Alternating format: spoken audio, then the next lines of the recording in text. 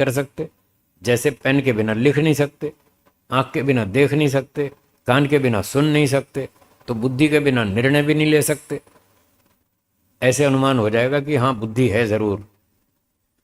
ऐसे ही क्या मैं अपनी अनुभूति करता हूँ? हाँ करता हूँ। तो जब मैं अपनी अनुभूति कर रहा हूँ तो उसके लिए भी एक अलग साधन चाहिए, उसका नाम अहंकार है। ऐसे अनुमान करेंगे। क्या मैं विचार करता हूँ? हाँ विचार करता हूँ, तो उसके लिए भी एक साधन चाहिए, उसका साधन मन है। ऐसे अनुमान करते जाएंगे तो सारी सूक्ष्म चीजें भी समझ में आ जाएंगी कि मन एक चीज है, अहंकार दूसरी चीज है, बुद्धि तीसरी चीज है। एक व्यक्ति ने कहा आप इतने सारे साधन क्यों मान रहे हैं? अपनी तर्क वितर्क लगाते हैं लोग। एक व्यक्ति ने तर्क उठाया कि आप तीन क्यों मान रहे हैं, एक ही मान लो ना। उसी साधन से हम अपनी अनुभूति भी कर लेते हैं, उसी से हम सोच भी लेते हैं, उसी से हम निर्णय भी कर लेते हैं। सारे काम एक ही से मान लो। तो ऋषियों ने कहा अच्छा देख, किस किस साधन से आप देखते हैं?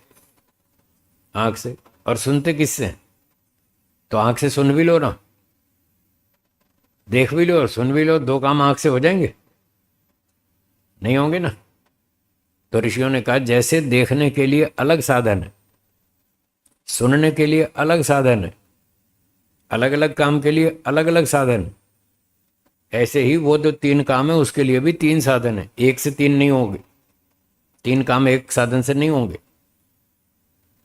अब ये बात ऊहा की थी, एक से तीन भी होते हैं कहीं कहीं, और कहीं कहीं एक से एक काम भी होता है। तो कौन सी बात ठीक है? वहां फिर शब्द प्रमाण हमारी मदद करेगा, वेद। फिर ऋषियों ने ईश्वर से पूछा भाई आप बताओ एक से तीन काम होंगे या एक से एक होगा? ईश्वर ने बताया एक एक इंस्ट्रूमेंट से एक काम होगा। अब वेदों में लिखा है कि मन अलग है, बुद्धि अलग है, अहंकार अलग है।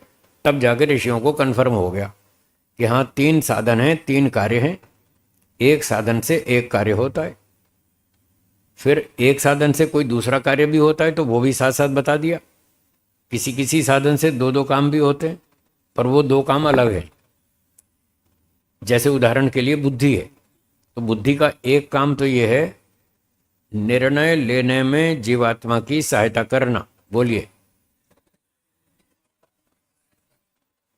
ठीक है।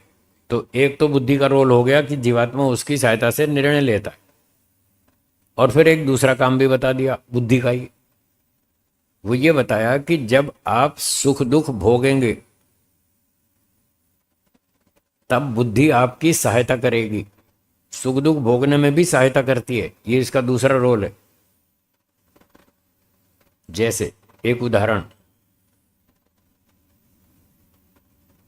एक बड़ा अच्छा हलवा है, देसी घी का, गाय के घी का, शुद्ध बढ़िया ताज़ा बना हुआ गर्मा गर्म हलवा, मीठा स्वादिष्ट। अगर आप उस हलवे को खाएंगे, मीठा हलवा ताज़ा बना हुआ, और वही हलवा एक गाय भी खाए,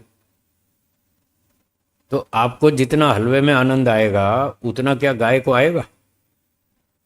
नहीं आएगा ना। अंतर है ना। हलवा तो वही है, दोनों को एक ही कढ़ाई में बना हुआ हलवा दिया गया। फिर गाय को कम स्वाद आ रहा है, मजा कम आ रहा है उसको, मनुष्य को अधिक आ रहा है। क्यों? बुद्धि का फर्क है। गाय की बुद्धि घटिया स्तर की है, मनुष्य से घटिया है, और से तो अच्छी है, कईयों से अच्छी भी है, पर मनुष्य की तुलना में गाय की जो बुद्धि है उसका स्तर डाउन है। मनुष्य की बुद्धि का स्तर गाय से ज़्यादा ऊंचा है। तो जिसकी बुद्धि की क्षमता ज़्यादा अच्छी है, उसका ब्रेन, मस्तिष्क अच्छी क्वालिटी का है, तो वो ज़्यादा सुख ले पाएगा। ऐसे ही एक 3 क्लास पढ़ा हुआ मजदूर है और एक पीएचडी पढ़ा हुआ विद्वान है, दोनों को हलवा खिलाओ, जितना हलवे का मजा पीएचडी वाला लेगा उतना तीसरी क्लास वाला मजदूर नहीं ले पाएगा। उसमें भी फर्क होगा, भले ही दोनों मनुष्य हैं, उनकी बुद्धि में अंतर है। सोचिएगा, आज तो पल्ले मुश्किल है, कम पड़ेगा, पकड़ में आएगी बात। इस पर विचार कीजिएगा, धीरे धीरे समझ में आएगा। बोलिए। वो ज़्यादा निकाल लेगी, मनुष्य नहीं निकाल पाएगा। हाँ तो आप भी गाय की तरह घास खाना शुरू कर दो।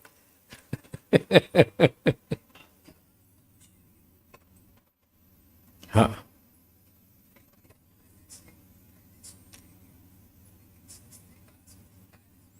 हाँ, इसको इसको कहते हैं निग्रह स्थान। टॉपिक बदल दिया आपने। हमारा टॉपिक क्या था? बुद्धि का अंतर दिखलाना, बुद्धि की कार्य क्षमता का अंतर दिखाना, ये उद्देश्य था। उतनी सीमा तक हमने उदाहरण दिया।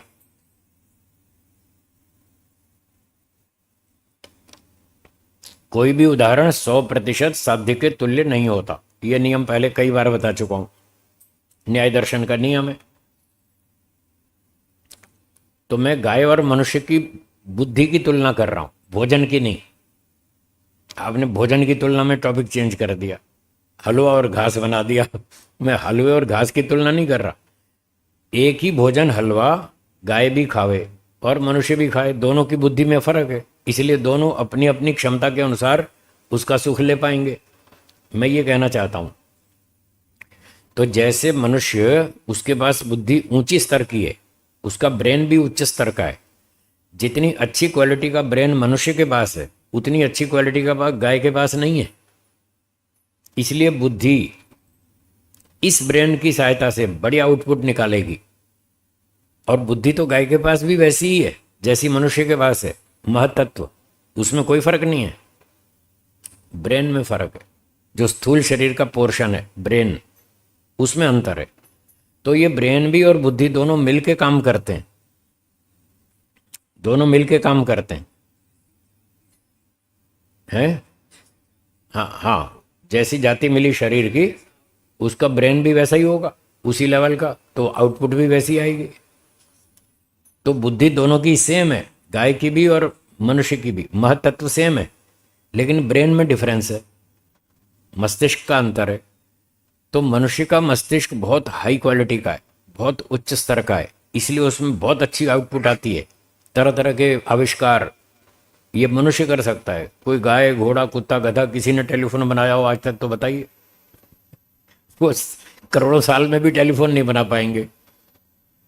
उनकी ब्रेन की क्वालिटी लोअर क्लास, इसलिए वहाँ आउटपुट इतनी अच्छी नहीं आएगी। मनुष्य में आती है, उसकी क्वालिटी अच्छी है। तो जब क्वालिटी में फ़र्क है तो वो जो सुख लेना है उसमें भी डिफरेंस आएगा। मनुष्य के मस्तिष्क की क्वालिटी ज़्यादा ऊंची है, इसलिए वो हलवे में से ज़्यादा स्वाद ले सकता है, ज़्यादा सुख ले सकता है। गाय के पास इतनी क्षमता नहीं है, इसलिए वो उतना सुख नहीं ले पाएगी। तो इससे पता चला कि बुद्धि सुख दुख भोगने का साधन है, उसका भी सुख दुख भोगने में योगदान है। तो ये बुद्धि का दूसरा रोल बताया। एक रोल बताया डिसीजन लेने में मदद करना, दूसरा रोल बताया सुख दुख भोगने में मदद करना, सहायता करना। ये बुद्धि के दो काम हो गए।